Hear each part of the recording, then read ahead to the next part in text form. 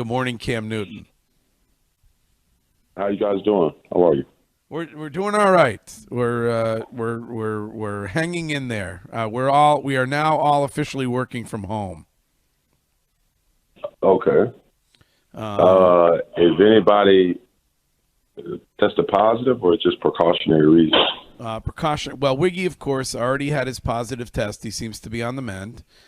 I had dinner with Stephon Gilmore, and therefore I am. I had dinner.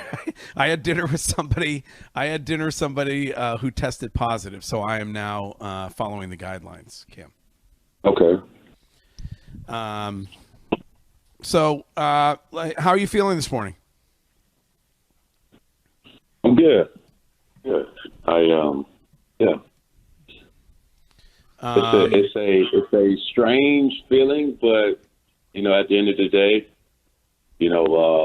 I've had games where quarterback ratings, statistics, and not everything, effort, all that amounted to a loss. And then I had games like yesterday where it was like, you did everything to try to lose, and you still win by the grace of God. So, man, I'm in a great feeling right now. And, we just want to just keep building from a great team win yesterday and move forward. Yeah, so I think we played some audio post-game from you earlier where you said that you'd rather have an ugly win than a pretty loss. And so when you kind of look back at yesterday, you look at that as being ugly, I guess, in some aspects. Right. I mean, let's not be naive to the fact that, we all know what took place yesterday. I think the last interception was kind of reckless on my part, but yet at the same time, still trying to give guys opportunity. But yet at the same time, Coach always says that you have to win the game when the game has to, as the game plays out. So the fact that we got an opportunity late at the end, and it was the game was still on the balance, and we just wanted to win, knowing our luck this past year or during this year. We played in so many close games where we lost, within a possession or some points to manufacture a drive at the end. Didn't matter how it came to get us in field goal range. That's what situational football and gotta have situations is all about.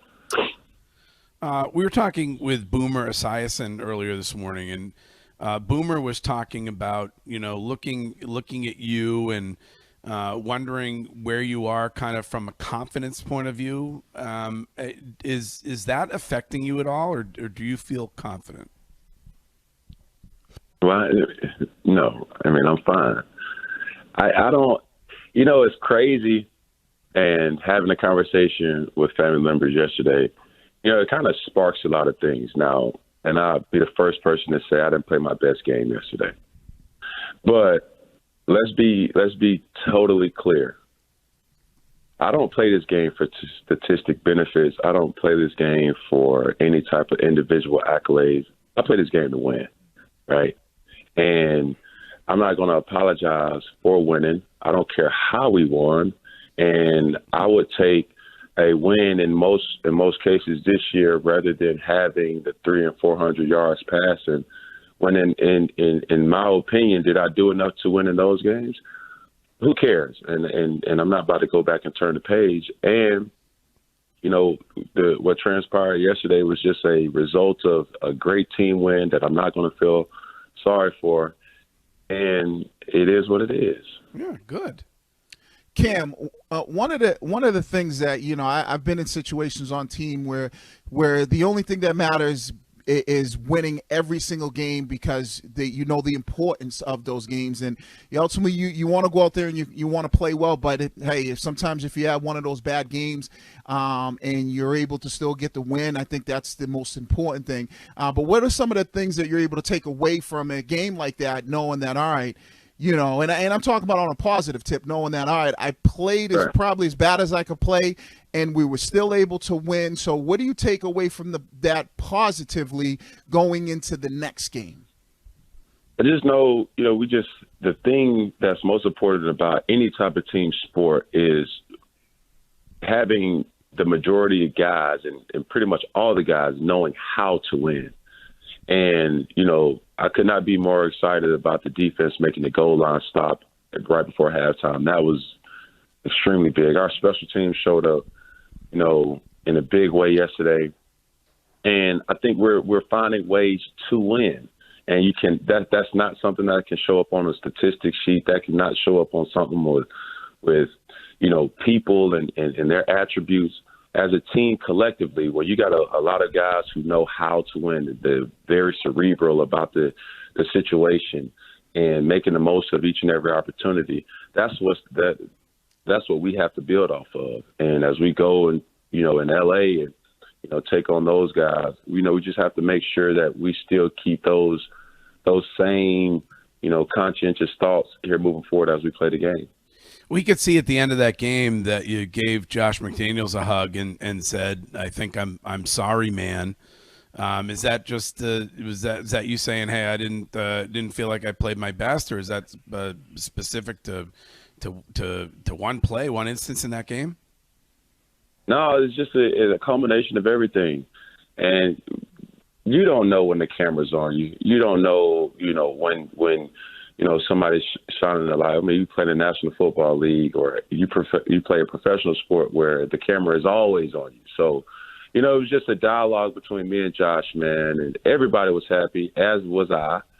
And I just knew that I jeopardized the team in a way, right? And nobody, especially not one of the leaders on the team, wants to have that happen. And I knew, and you're talking to a person who's not oblivious to the way that I played yesterday. It's unacceptable. But at the same time, I'm not about to sit up here and be sorry. I apologize. I said what I had to say, and it's time to move forward. And I'm not about to apologize for a great team win. And I think that's what's most important. I think at the end of the game, was I in my feelings? Absolutely. Just like any other competitor would be, knowing what was done and how it was done, but yet we won, and that makes everything okay. Now, guys, Fourier wants me to ask a question. Am I supposed to say it's from him, or I don't want to get in trouble like I think you blew it. I did with Devin McCourty. What am I supposed to? I think I'm supposed to say it's from him. He says it's a question from another host. Okay, all right. So Christian wants us to ask if you were playing possum as you after that hit, or if you literally got your bell rung a little bit yesterday. Listen, I understand talking on this radio show, this is not just no local joker right now. You guys got a little clout, you know what I'm saying? And I said too much in weeks past. Oh, you said too much. Oh, I see. You said too much. I see. You know what I'm saying? Like, I was thinking, like, something. You guys have a very interesting and intriguing way to kind of feel like we just at home, right? Drinking coffee. Conversation over some tea. Yeah. How I would say it. We're teeing. Yeah. And it's the steez. But it's going global though. You know what I'm saying? So you got to be very mindful now. You got to be very mindful, you guys. But no, I wasn't playing possum. It was whether they wanted to believe it or not. If I would have got blew on, touched, brushed, passed by in a forceful way, I was going to flop anyway. You know what I'm saying? So the fact that he hit me as hard as he did, that was kind of surprising. Mm-hmm. But it is what it is. It was a great hit. I paid for it, and I think the ref made you got to give the ref credit. He made the right call at that point in time. I mean, you should know better. Just pull off. Don't even touch the quarterback. But it worked out in your favor. The one thing when I look at this, this team moving forward, especially for you guys, I think we all know what's at stake every single game. But the margin of error is pretty much probably left the building when you think about of where you guys are in every game moving forward. How do you approach games knowing that, and what's that mindset like in that locker room, knowing that we really have no margin of error to make mistakes because one game could derail everything that we're trying to do here? Yeah, that's fine, but you're putting undue, stress on you. We can't just go out there and play uptight and say, man, we got to play perfect. We got to play perfect. I think in that sense, we want to change that narrative and say we want to play as free as possible, because when we do have fun, when we do play, together and enjoy the moment, then, plays will be made.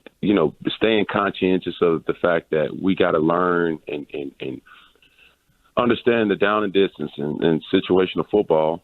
But yet at the same time, we don't. It's not fair to us to go out there and play and be like, man, we got to win this one. It's a must win. Every game is a must win in the NFL. I don't care who you're playing. And, for us, we just have to take that into mind and just play, just have fun with it. You guys head to the West Coast for this week and then the following week. Any word on whether you will stay out there somewhere or whether you guys are going to come back? That's another one right there, my guy. I can't spill the beans. That's secret information. Yeah. Well, maybe I could let me go in a completely different direction. I think I've heard that you kind of reside in the Seaport area. I don't know if that's true or not, but have you? We deal a lot with real estate on this program. Have you extended your lease? Man, listen here. Is this on record or off the record? This is off the record. Off the record. No, listen, you're lying. Now we're lying to each other. All right. Right? Okay, all right. We're on the record. Yeah. Listen, look, man. I think where I'm at right now is I have to be better. There's no mistake about it, right? And I know, all my focus has been and will be, trying to find ways to put my team in the best situation that we will, win those type of games and not be jeopardized by the play of myself. So, that's my only focus here these last couple of days and will be here moving forward. Cam, how has how has your relationship with Bill evolved so far this season? That's a great question. It hasn't changed. I can tell you that. Bill is such a student. He's such a historian. He's such a teacher of the game that, when he talks, obviously you listen. But the way he explains certain things and even going back to the lineage of the game, he's like a walking almanac of football.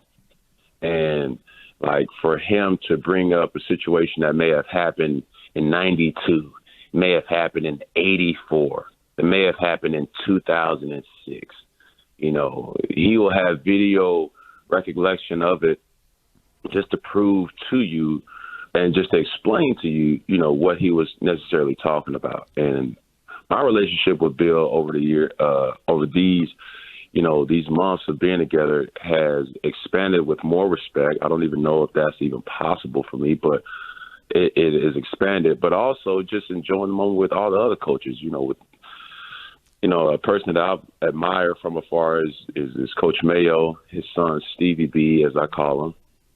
And, Jed and Josh has just been, a angel sent from heaven at times, a person to talk to, not only about football, but off the field as well. And it's just been a great, last couple of months for me. I don't know if you got to see it, but as somebody who has played football your whole life, when you look at that call on the gunner kick return and you see a guy basically blocking another guy face to face, looking at each other, does that bother you with where the NFL is right now?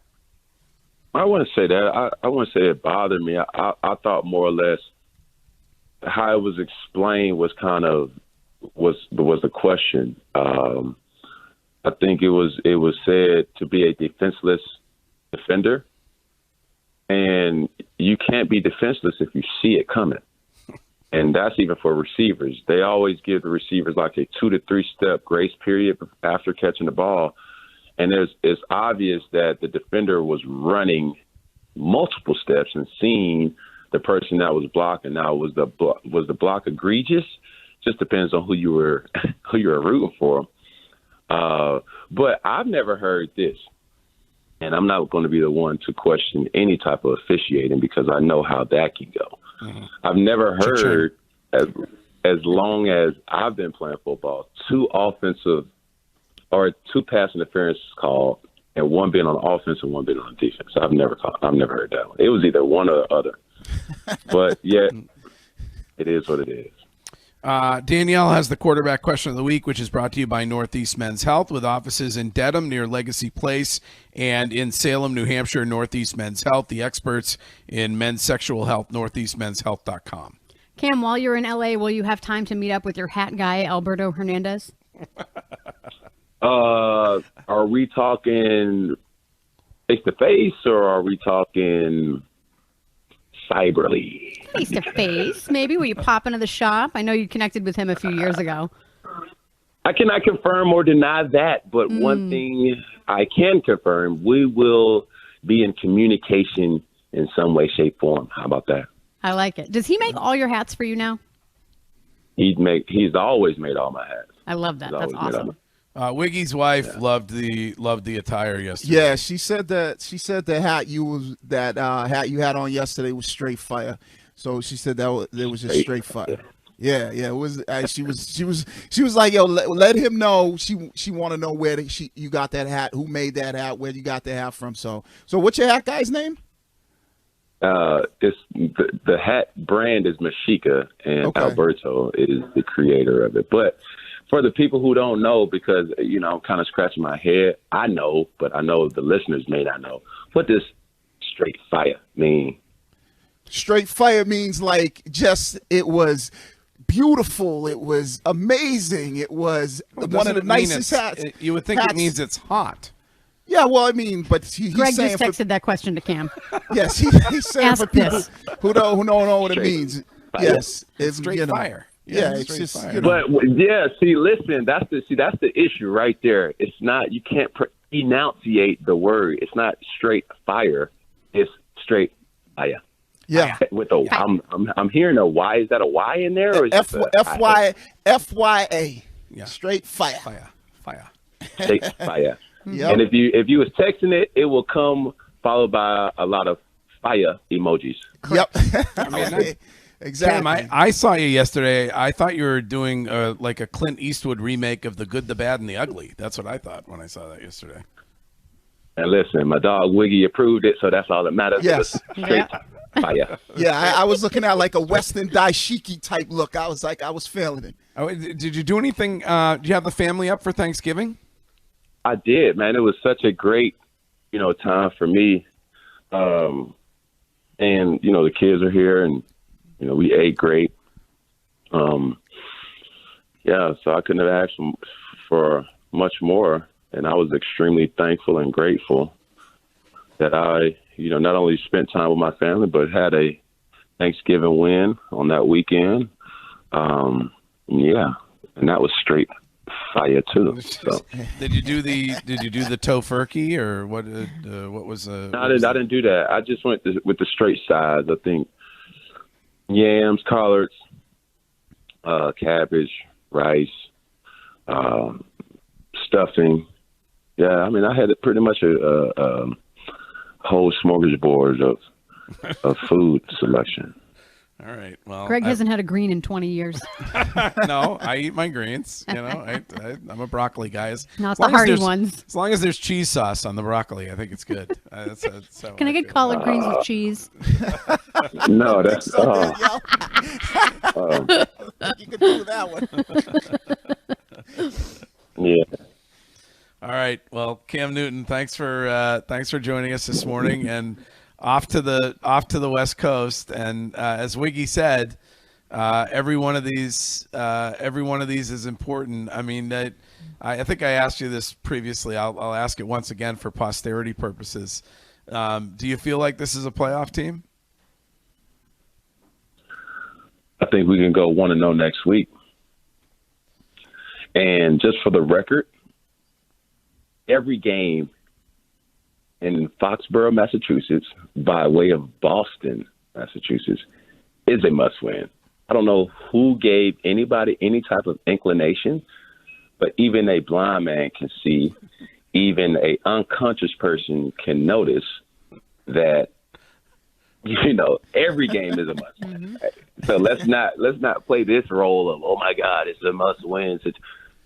Since week one, it's been a must-win.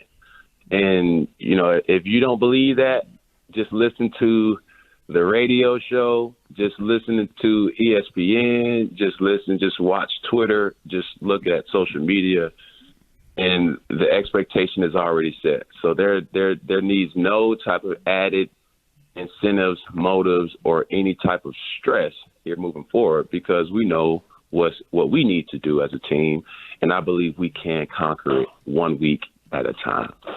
All right, truer words were never said, Cam Newton. We'll talk to you next week.